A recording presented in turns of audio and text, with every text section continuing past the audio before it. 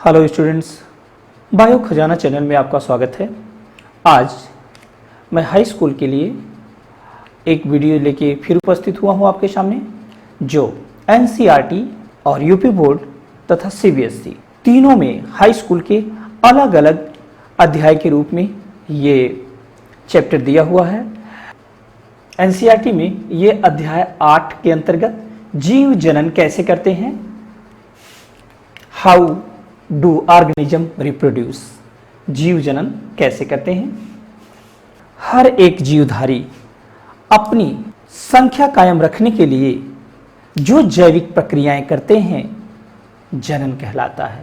कहने का मतलब जनन के फलस्वरूप, जनन के अंतर्गत सभी जीवधारी, जनन के अंतर्गत सभी जीवधारी अपने जैसे जीव उत्पन्न करते हैं। आप ये जानते हैं कि हर एक जीवधारी का ये लक्षण होता है कि वो अपनी संतानें उत्पन्न करता है और उसकी संतानें उसके जैसे ही होती है। जैसे कुत्ते का बच्चा पिल्ला कुत्ता जैसा ही होगा। यानी अब फसलों की बात करें तो किसी भी फसल को गेहूं के बीज से गेहूं ही उगता है, वो आम महुआ इत्यादि नहीं होता है। तो कहने का मतलब कि जनन के अंतर्गत सभी जीवधारी, चाहे वो वनस्पति हो चाहे वो जंतु, अपने जैसे ही जीव उत्पन्न करते हैं, जो हैं वो अपनी ही प्रजाति के संतानें उत्पन्न करते हैं। तो इसे ये कहा जाए, ये रिप्रोडक्शन कहलाता। री मीन्स पुनः, प्रोडक्शन मीन्स उत्पादन कर देना।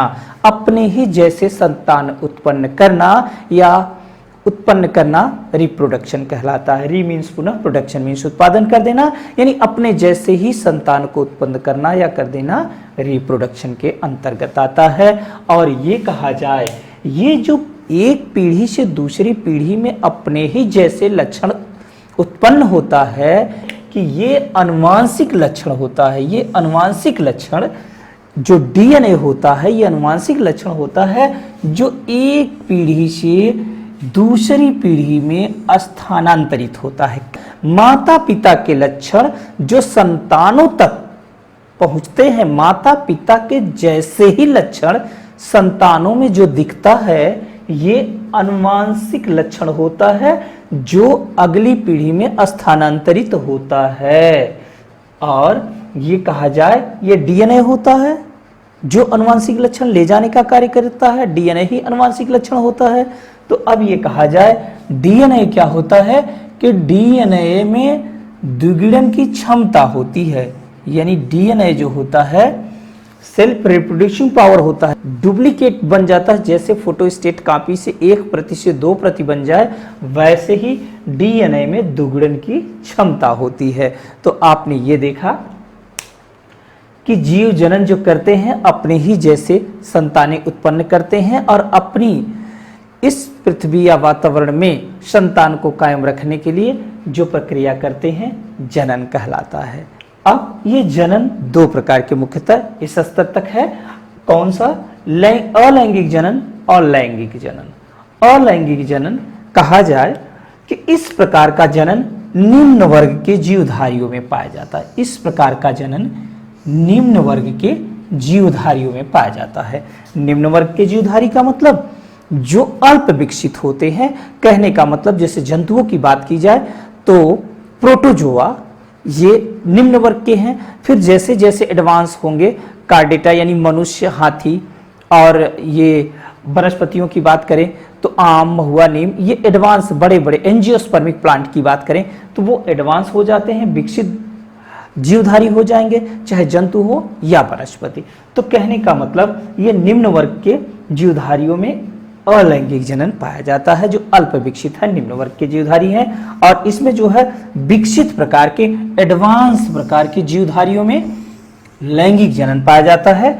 जैसे एडवांस प्रकार की जीवधारी का मतलब आपको बता दिया गया कि जैसे स्तनधारी और एडवांस जो भी पौधे हैं, ये विकसित जंतु हैं, इसमें लैंगिक जनन पाया जाता है। फिर आगे देखें कि यह एक ही जीवधारी संतत उत्पन्न करने में समर्थ होता है। अलैंगिक जनन में इसमें दो जीवधारी की जरूरत नहीं होती है, उसमें एक ही जीवधारी जो है संतानें अपनी कायम कर देता है, यानी संतान उत्पन्न करने में समर्थ होता है। एक ही जीवधारी, इसमें दो की आवश्यकता नहीं होती है अलैंगिक में। जबकि आइए लैंगिक की बात करते हैं, तो लैंगिक में इसमें दो जीवधारी नर एवं मादा, इसमें दो जीवधारी नर एवं मादा मिलकर संतति का निर्माण करते हैं, यानी बिना नर और मादा के संतान उत्पन्न नहीं हो सकता। नर ही चाहे कि संतान उत्पन्न कर दे या केवल मादा ही चाहे संतान उत्पन्न कर दे, तो ऐसा संभव नहीं होता। इसमें दो जीवधारियों का मिलना आवश्यक होता है, यानी इसमें ये लैंगिक जनन के फलस्वरूप। फिर उसके बाद कहा जाए, जब एक ही जीवधारी अलैंगिक जनन में जब एक ही जीवधारी संतान उत्पन्न करने में समर्थ होता है, तो जाहिर सी बात है इसमें जाइगोट बनेगा ही नहीं। जाइगोट कब बनता है? जब दो युग्मक मिलते हैं, नर और मादा के फ्यूजन से भ्रूण का निर्माण होता है, जिसे भ्रूण या जाइगोट कहते हैं या युग्मज कहते हैं। तो इसमें जब दो मिलेंगे ही नहीं तो जाइगोट बनेगा कहाँ से? तो जाइगोट का निर्माण नहीं होता है। जबकि इसमें आपको यहां देखा गया नर और मादा मिलकर ही संतति का निर्माण करते हैं। फ्यूजन ऑफ टू यूनियन, दो युग्मकों के मिलने से ही जाइगोट बनता है, भ्रूण बनता है। तो भ्रूण जब दो युग्मक मिलेंगे, जैसे ये देखिए, ये है भ्रूण का निर्माण होता है और इसमें दो युग्मक मिलते हैं, नर और मादा जब मिलेंगे तो मेल यूनियन और फीमेल यूनियन, यानी नर युग्मक और मादा युग्मक के मिलने से जाइगोट का निर्माण होता है, यानी स्पर्म और ओवा के मिलने से भ्रूण का निर्माण होता है। अब यहाँ देखें, नई संतति जो अलैंगिक जनन है, नई संतति अपने पूर्वज के समान होती है। जो एक ही जीवधारी अपनी संतति उत्पन्न करता है, वो अपने पूर्वज के ही समान होती है। जबकि इसमें क्या है, नई संतति पैतृक रूप से समान ही होती है। जो उसके पहले के पूर्वज हैं, यानी पैतृक रूप से वो तो समान ही उसके होते हैं, परंतु समरूप नहीं होते। समरूप का मतलब होता है कि दिखावटी में समानता, यानी उसमें दिखावटी में बिल्कुल समानता नहीं होती, दिखावटी में चेंजेस हो सकता है। कहने का मतलब ये लैंगिक जनन के फलस्वरूप है। ये लैंगिक जनन और अलैंगिक जनन हमने इस तरीके से ऐसे कर दिया कि आपको अंतर भी क्लियर हो जाएगा और यहाँ आप डिफिनीशन भी देख लेंगे। हमने ये कहा कि इसमें जो है आपने देखा कि जनन दो प्रकार का था, अलैंगिक जनन और लैंगिक जनन। अलैंगिक जनन कहा जाए अल्प विकसित या निम्न वर्ग के जीवधारियों में पाया जाता है। लैंगिक जनन पूर्ण विकसित या उच्च कोटि के जीवधारियों में पाया जाता है। अलैंगिक जनन में एक ही जीवधारी संतति उत्पन्न करने के लिए समर्थ होता है। केवल एक ही जीवधारी की आवश्यकता होती है जो अपनी संतानें उत्पन्न कर लेता है। जबकि लैंगिक जनन में इसमें दो जीवधारी की आवश्यकता होती है, नर और मादा मिलकर ही जीव का निर्माण करते हैं। और फिर उसके बाद ये कहा जाए कि अलैंगिक जनन में भ्रूण का निर्माण नहीं होता, क्योंकि भ्रूण का निर्माण तो दो युग्मकों के मिलने से होता है। तो यहाँ तो एक ही उत्पन्न करने में समर्थ होता है, तो जाहिर सी बात है भ्रूण का निर्माण कहाँ होगा? तो भ्रूण का निर्माण नहीं होता है। जबकि यहाँ भ्रूण का निर्माण होता है, दो युग्मक जब मिलते हैं नर और मादा तो ये भ्रूण बनता है। और इसमें कहा जाए नई संतति अपने पूर्वज के समान होती है। इसकी नई संतानें जो होती हैं ये अपने पूर्वज के समान ही होती हैं। जबकि यहाँ कहा जाता है कि नई संतान अपने पूर्वज के समान तो होती हैं, परंतु ये समरूप नहीं दिखाई देती, यानी दिखावटी में समानता नहीं हो सकती। तो यहाँ तक आपने देखा। अब हम आगे देखते हैं। तो अब हम यहाँ अलैंगिक जनन की विभिन्न विधियों के विषय में देखते हैं। तो विखंडन का मतलब यह विखंडन, यानी विखंडन का मतलब नाम से ही पता चल रहा है फिजन, यानी एक कोशिका दो या दो से अधिक कोशिकाओं में विभाजित हो जाती है, विखंडित हो जाती है। विखंडन का नाम से ही जैसे है कि एक कोशिका दो या दो से अधिक कोशिकाओं में विभाजित हो जाती है और नए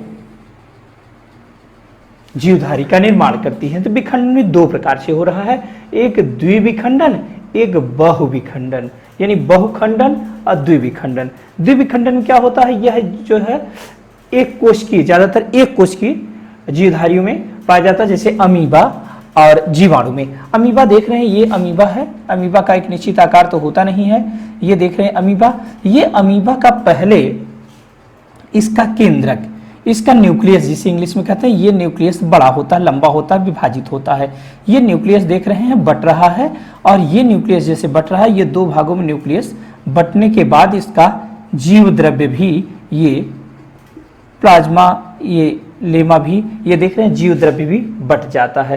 पहले तो इसका न्यूक्लियस बटा, ये लंबा हुआ, और लंबा होने के बाद ये हम फिगर एक स्टेप दिखाना चाहिए था, ये न्यूक्लियस बट जाता है दो भागों में, और न्यूक्लियस के बटने के बाद फिर जो है इसका जीव द्रव्य बट जाता है। इस प्रकार दो संतति कोशिकाओं का निर्माण हो जाता है। ये बराबर बराबर दो संतति कोशिकाएं का निर्माण होता है। इसमें यह कहा जाता है ये दो संतति कोशिकाओं का निर्माण होता है, और इसमें अमीबा को इसीलिए अमृत कहा जाता है क्योंकि ये नष्ट नहीं हुआ, दोनों भाग एक नए अमीब्यूली का निर्माण कर ले रहे हैं। इसी प्रकार जीवाणु का, ये देखिए जीवाणु कोश क्या है, ये जीवाणु का केंद्रक है, ये केंद्रक लंबा होता है, दो भागों में बंटने के कारण हो रहा है, ये देखिए लंबा हुआ, और फिर जो देखिए ये केंद्रक दो भागों में बट गया, और फिर केंद्रक के बाद ये केंद्रक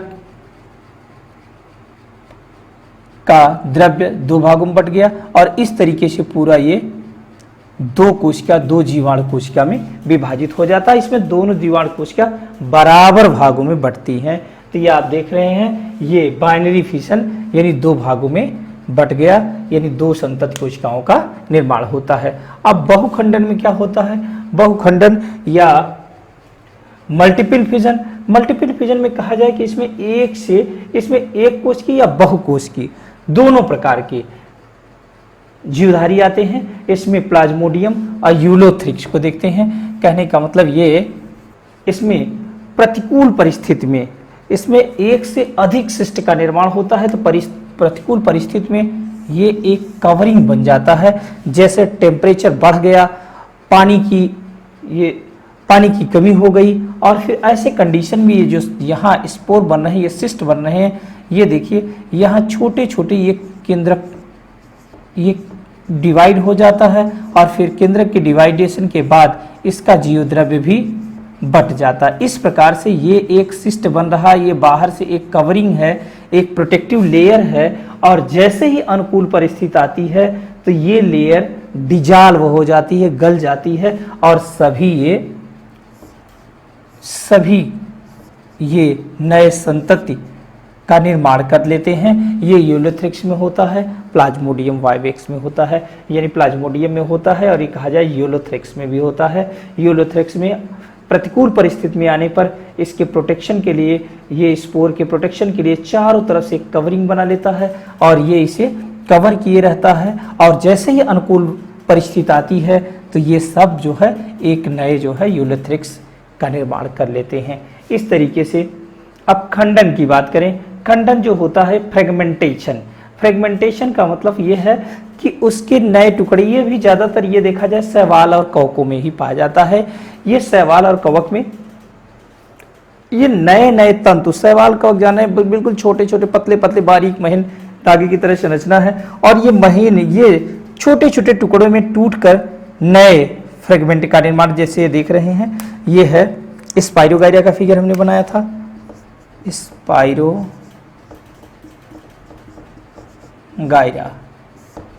ये स्पाइरोगाइरा, ये देख रहे हैं ये स्पाइरोगाइरा का फिलामेंट है, और ये स्पाइरोगाइरा दो बराबर, ये देख रहे हैं दो भागों में ये नए स्पाइरोगाइरा का निर्माण कर ले रहा है। कहने का मतलब शैवाल और कवक में इस प्रकार का फ्रेगमेंटेशन, उसके किसी भी कारण से टूट फूट कर नए तंतु टूट फूट कर नए शैवाल का निर्माण या नए कवक का निर्माण कर लेते हैं। इस प्रकार का जनन खंडन या फ्रेगमेंटेशन कहलाता है।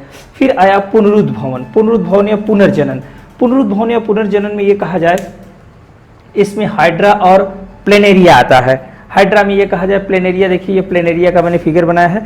प्लेनेरिया को, प्लेनेरिया डोगेसिया, इसको हम अगर तीन भागों में से काट दे रहे हैं, देख रहे हैं 3 भागों में काट दिया जा रहा है, तो ये नया भाग, हर भाग एक नया प्लेनेरिया बना ले रहा है, ये देख रहे हैं। ऐसे हाइड्रा को, ये हाइड्रा का फिगर है, आपको देखिए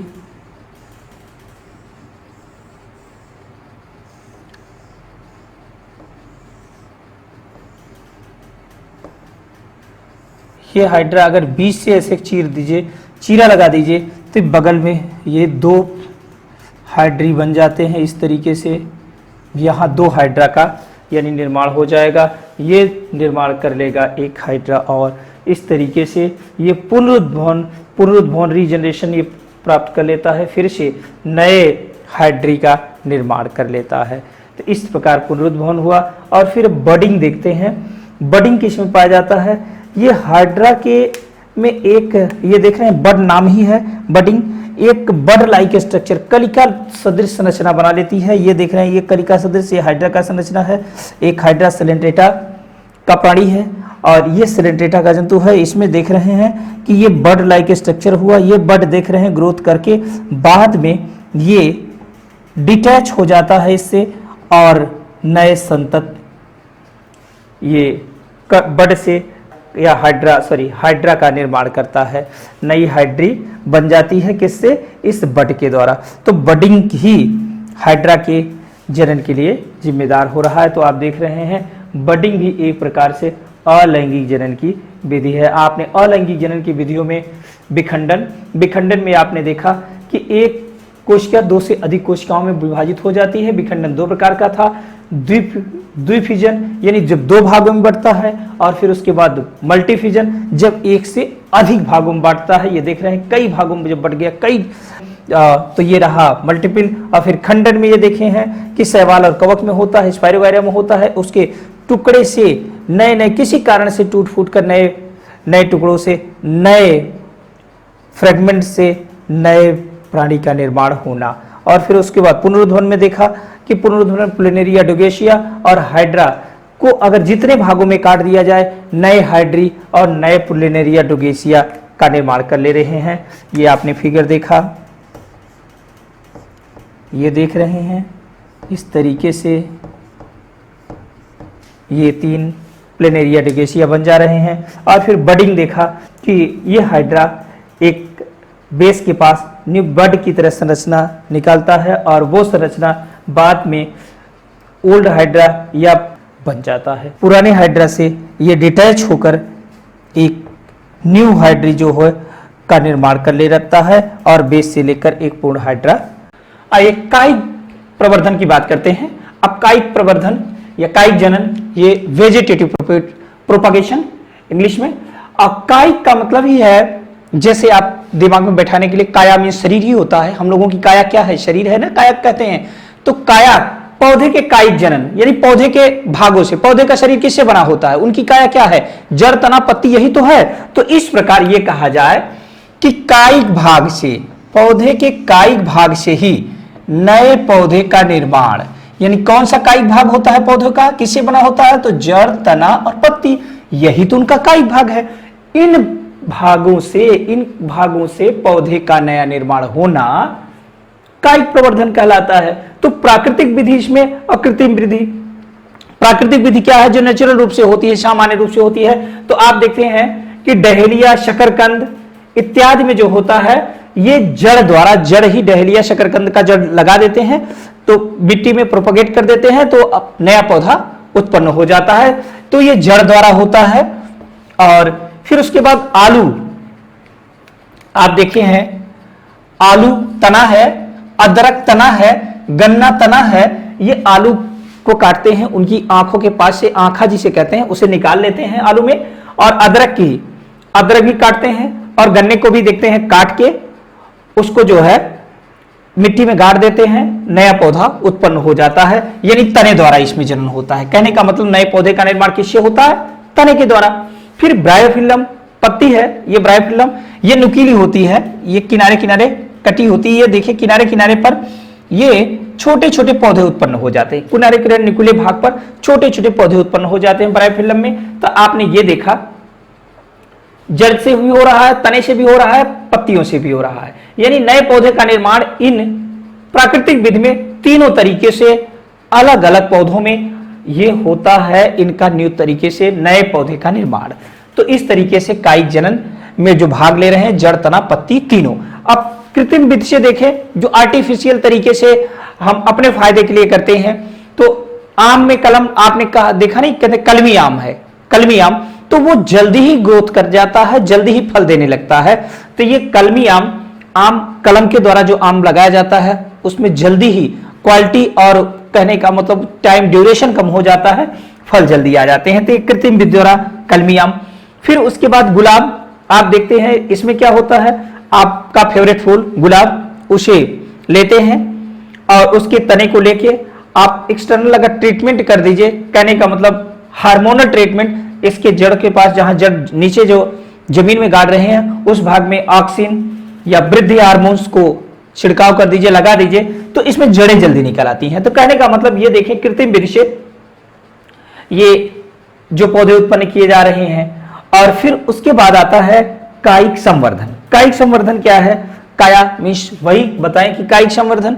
तो कायिक संवर्धन में पौधे के ऊपरी भाग से, शीर्षस्थ भाग से, ऊपरी भाग से उनकी कोशिकाएं या सेल या ऊतक ले लिया जाता है, उसका संवर्धन किया जाता है और उस संवर्धन को कल्चर मीडियम में, संवर्धन मीडियम में, जिसमें उसके वृद्धि के विकास के लिए नरिशमेंट हो, पोषक तत्व हो, उस मीडियम में उसे कोशिकाओं को रखा जाता है और उससे जब वृद्धि के लिए उसके पूरे पोषक तत्व हैं तो सेल डिवीजन तेजी से करेगा, वृद्धि करेगा, सेल डिवीजन करेगा, मल्टीप्लिकेशन करेगा।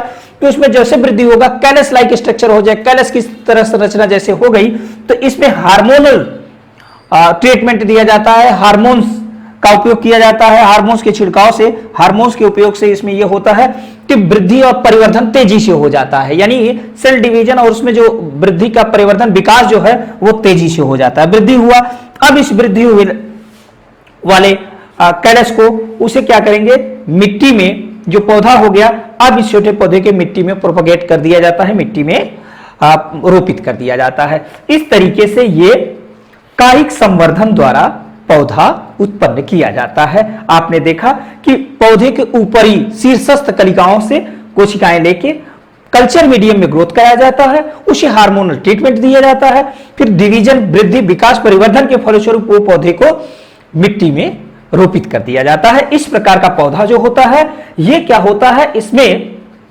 जो बीज वाले पौधे होते हैं, कहने का मतलब बीज वाले पौधे से जल्दी फल देने वाले ये होते हैं कायिक संवर्धन वाले पौधे। जो बीज वाले पौधे, बीज से हम पौधा उत्पन्न करते हैं, उसमें फल देर में आते हैं, लेकिन ऐसे में कायिक संवर्धन में पौधों में बीज वाले पौधों से जल्दी फल आ जाते हैं। और इसमें फल जो होते हैं बीज रहित, कुछ ऐसे भी फल हैं जैसे बीज रहित फल उगाने में अंगूर, केला, नींबू, इन सबको फलों को उगाने में ये मदद करते हैं, यानी पार्थिनोकार्पिक फ्रूट का निर्माण कर सकते हैं, यानी कायिक संवर्धन के द्वारा।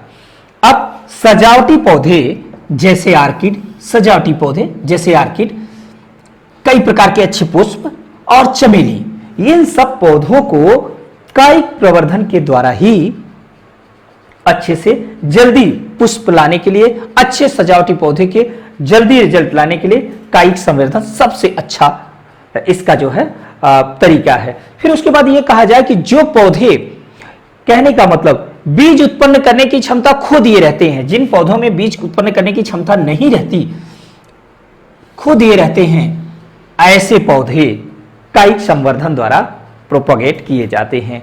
तो कहने का मतलब ये आप कायिक प्रवर्धन देख चुके। अब हम आगे इसके जो देखेंगे वो, अभी तो अलैंगिक के भाग के विषय में आपने देखा, अब हम लैंगिक पौधों में लैंगिक जनन देखेंगे और जिसमें पुष्पी पौधों के लैंगिक भाग के विषय में देखेंगे। तो अब आज के बाद अगला वीडियो हमारा रहेगा लैंगिक जनन। तो अभी तक मेरे चैनल को सब्सक्राइब ना किए हो तो सब्सक्राइब कर लें और अपने दोस्तों में शेयर करें और लाइक करें, जिससे ज़्यादा से ज़्यादा लोगों तक मेरा वीडियो पहुंचे और मुझे भी इसके लिए आपसे मोटिवेशन मिले। तो थैंक्स।